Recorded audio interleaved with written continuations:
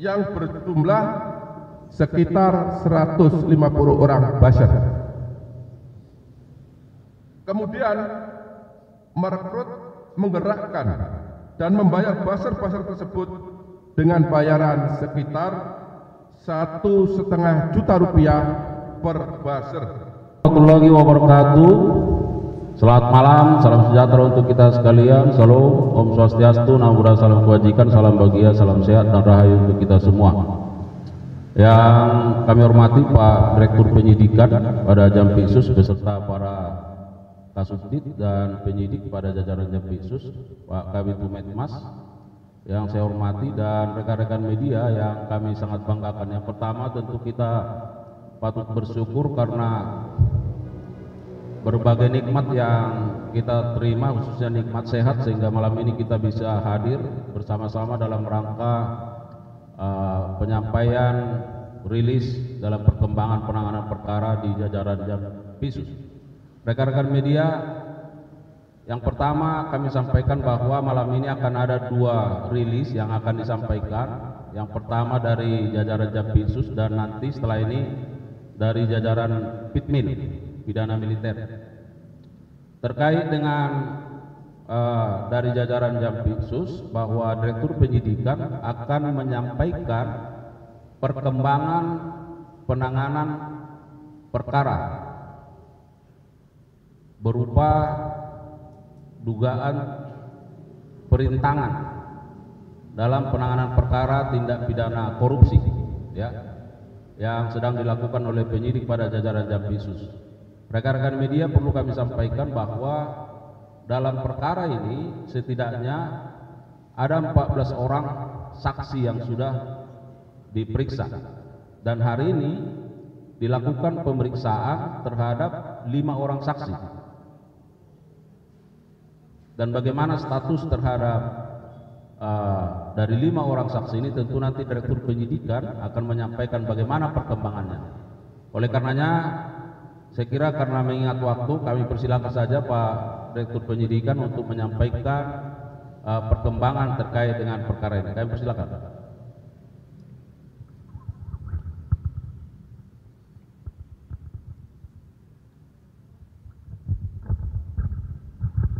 Wabarakatuh. Yang saya hormati Bapak Puspenkum, para Kasubdit yang hadir, teman-teman jurnalis yang selalu setia mengikuti perkembangan penanganan perkara yang dilakukan oleh penyidik Jampitsus Kejaksaan Agung Republik Indonesia. Pada malam ini saya akan menyampaikan perkembangan penyidikan tindak pidana korupsi dengan sengaja mencegah, merintangi atau menggagalkan secara langsung atau tidak langsung penyidikan, penuntutan dan pemeriksaan di sidang pengadilan dalam perkara korupsi pemberian fasilitas ekspor crude palm oil CPO dan turunannya, kemudian perkara korupsi tata niaga timah dan perkara korupsi dalam kegiatan importasi gula. Jadi ini pengembangan dari perkara penangkapan hakim, ya, kemudian beberapa tersangka juga sudah kita tetapkan, juga merupakan pengembangan, dan malam hari ini kami sampaikan lagi pengembangan berikutnya. Pada hari ini, Rabu tanggal 7 Mei 2025, kami sampaikan perkembangan penanganan perkara tindak pidana suap dan atau gratifikasi terkait dengan penanganan perkara di Pengadilan Negeri Jakarta Pusat. Berdasarkan surat perintah penyidikan Direktorat Penyidikan pada Jaksa Agung Muda Tindak Pidana Khusus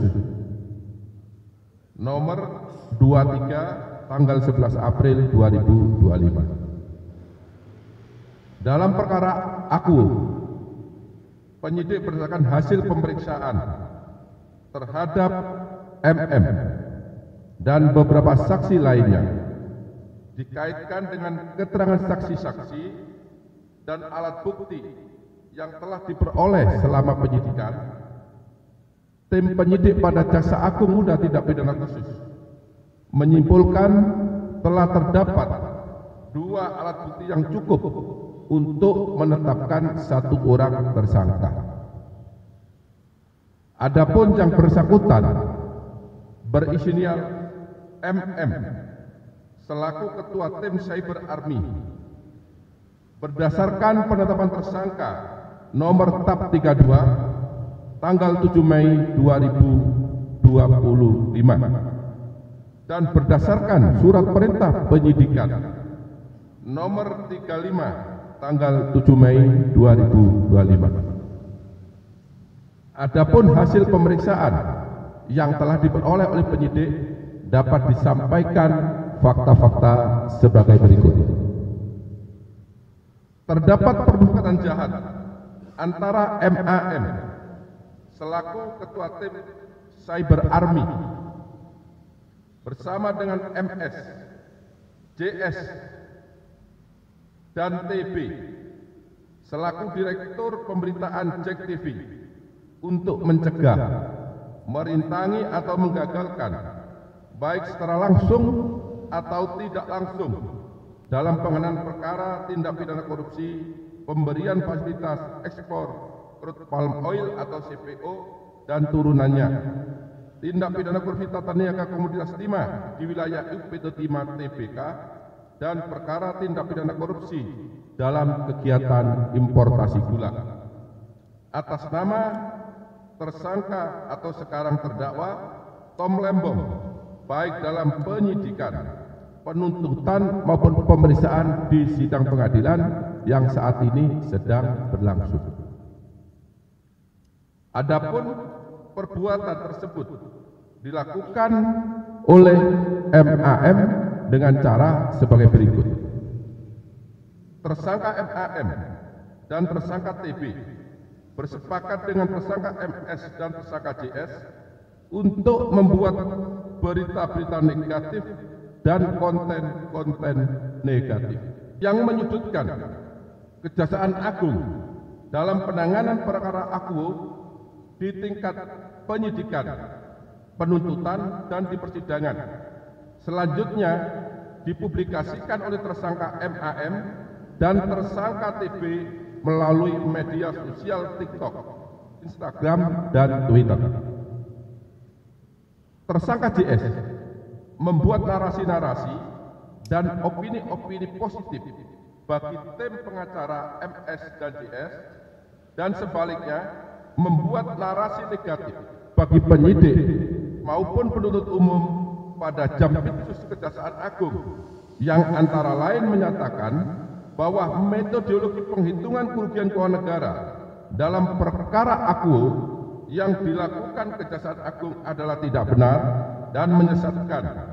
Kemudian tersangka TB memuat narasi negatif tersebut dalam berita di sejumlah media sosial dan media online.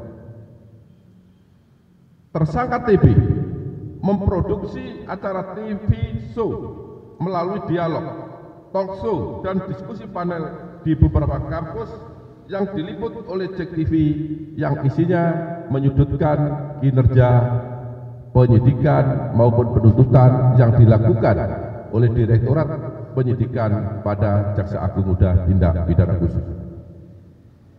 Tersangka MAM atas permintaan tersangka MS bersepakat untuk membuat tim Cyber Army dan membagi tim tersebut menjadi 5, yaitu tim Mustafa 1, tim Mustafa 2, tim Mustafa 3, tim Mustafa 4, dan tim Mustafa 5 yang berjumlah sekitar 150 orang buzzer. Kemudian merekrut, menggerakkan, dan membayar buzzer-buzzer tersebut dengan bayaran sekitar 1,5 juta rupiah per buzzer untuk merespon dan memberikan komentar negatif terhadap berita-berita negatif dan konten negatif yang dibuat oleh tersangka TB tentang penanganan perkara Akuo, baik ketika di penyidikan, penuntutan maupun pada saat pemeriksaan di persidangan yang saat ini sedang berlangsung. Membuat video dan konten negatif yang diposting atau dipublikasikan melalui platform media sosial, baik TikTok, Instagram maupun Twitter, berdasarkan materi yang diberikan oleh tersangka MS dan tersangka JS yang berisikan narasi-narasi mendeskripsikan penanganan perkara Akuo yang dilakukan oleh Jampitsus Kejaksaan Agung, pimpinan Kejaksaan Agung dalam penyidikan, penuntutan, dan pemeriksaan di persidangan. Selanjutnya, membuat video, konten, dan komentar tim pengacara MS dan JS yang berisikan bahwa metodologi penghitungan kerugian keuangan negara dalam perkara Akuo oleh ahli yang dihadirkan oleh penyidik penuntut umum adalah tidak benar, menyesatkan, dan telah merugikan hak para tersangka atau terdakwa yang diposting atau dipublikasikan melalui platform media sosial baik TikTok, Instagram maupun Twitter. Bahwa selain daripada itu, tersangka MAN juga merusak, menghilangkan barang bukti berupa handphone yang berisi percakapan-percakapan dengan tersangka MS dan tersangka JS terkait isi video, konten negatif, baik berupa TikTok, Instagram maupun Twitter, termasuk mereka juga mengerahkan 150 orang buzzer untuk membenarkan isi video, komentar negatif yang ditujukan kepada penyidikan, penuntutan perkara Akuo yang dilakukan Kejaksaan Agung Republik Indonesia, baik berupa TikTok, Instagram maupun Twitter, yang dibuat oleh MAM maupun TB yang bertujuan untuk mencegah, merintangi, atau menggagalkan, baik secara langsung maupun secara tidak langsung, dalam penanganan perkara tindak pidana korupsi minyak goreng, tata niaga Komisi 5 maupun tindak pidana korupsi importasi gula, baik di tingkat penyidikan, tingkat penuntutan maupun di tingkat persidangan. Bahwa terhadap perbuatan MM yang bertujuan merintangi dan atau menggagalkan secara langsung atau tidak langsung penanganan perkara tindak pidana korupsi yang dilakukan oleh jajaran Jaksa Agung Muda Tindak Pidana Khusus Kejaksaan Republik Indonesia, tersangka MM memperoleh uang sebesar 697.500.000 rupiah dari tersangka MS melalui Indah Kusumawati, yaitu staf di bagian keuangan kantor hukum AALF, dan yang diberikan oleh MS melalui Rizky, yaitu kurir di kantor hukum AALF, sebanyak 167 juta rupiah, sehingga jumlah total uang yang diterima oleh MAM dari MS sebanyak 864.500.000 rupiah. Tindakan yang dilakukan oleh tersangka MAM, tersangka MS, tersangka JS dan tersangka TB bertujuan untuk membentuk opini negatif bagi penyidik dan penuntut umum Kejaksaan Agung Republik Indonesia serta pimpinan Kejaksaan Agung dalam penanganan perkara Akuo kepada masyarakat dan mempengaruhi pembuktian perkara di persidangan agar perkara tersebut menjadi gagal atau tidak terbukti. Adapun pasal yang disangkakan kepada MAM yaitu melanggar ketentuan pasal 21 Undang-Undang Nomor 31 Tahun 1999 tentang pemberantasan tindak pidana korupsi sebagaimana diubah dengan Undang-Undang Nomor 20 Tahun 2001 Junto pasal 55 ayat 1 ke 1 Kitab Undang-Undang Hukum Pidana. Terhadap tersangka dilakukan penahanan 20 hari ke depan terhitung mulai hari ini berdasarkan surat perintah penahanan nomor 31 tanggal 7 Mei 2025 dan yang bersangkutan ditahan di Rutan Salemba Cabang Kejaksaan Agung. Demikian informasi atau perkembangan penanganan perkara yang dapat saya sampaikan. Apabila ada kata-kata yang kurang jelas, kurang dipahami, saya mohon maaf. Wabillahi taufiq wal hidayah. Wassalamualaikum warahmatullahi wabarakatuh.